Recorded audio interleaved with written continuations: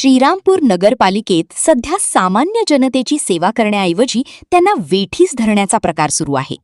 नागरिकांनी आणलेले हरकतीचे फॉर्म हस्तलिखित असो वा छापील ते फक्त स्वीकारणे हे पालिकेचं काम आहे.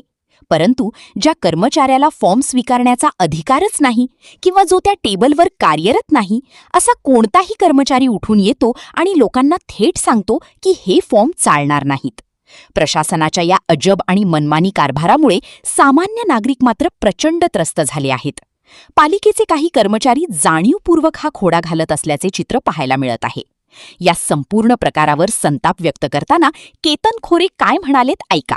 नगरपालिकेमध्ये एक निंदनीय प्रकार झाला. तुम्हाला हरकतीचे फॉर्म जे आहेत ते स्वीकारायचे आहेत फक्त, बरोबर. ते पेननी लिहिलेले असतील किंवा छापील अर्ज असतील. त्यांनी ते हरकतीचे फॉर्म स्वीकारताना कर्मचाऱ्यांनी ज्याला ते फॉर्म स्वीकारण्याचा अधिकार नाही किंवा तो त्या टेबलवर नाही असा कर्मचारी येऊन म्हणतो हे फॉर्म चालणार नाही.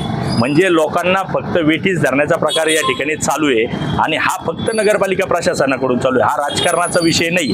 आता इथं समजा सुभाषदादा त्रिभुवन असतील किंवा आपले गौतम शेठ उपाध्याय असतील, संतोष भाऊ असतील, उमेश भाऊ असतील, आपले सगळे तिथलचे मान्यवर जे आहेत हे सगळे लोकांना इथं सेवा मिळावी किंवा लोकांना मदत मिळावी याच्यासाठी उभे लोकांना मदत करत आहे. किंवा आम्ही आमच्या ऑफिसला फॉर्म फुकट जे लोकांना देतोय मोफत कशासाठी देतोय, लोकांना या गोष्टी ज्या आहेत त्या समजायला हव्या म्हणून.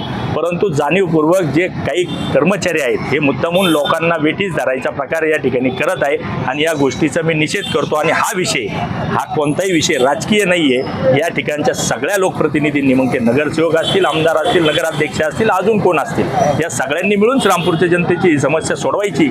असं असताना प्रशासनावर कोणाचाही अंकुश या ठिकाणी दिसत नाहीये. याविषयी स्वराज्य समाचार न्यूज 24 वाहिनीने घेतलेला हा स्पेशल आढावा.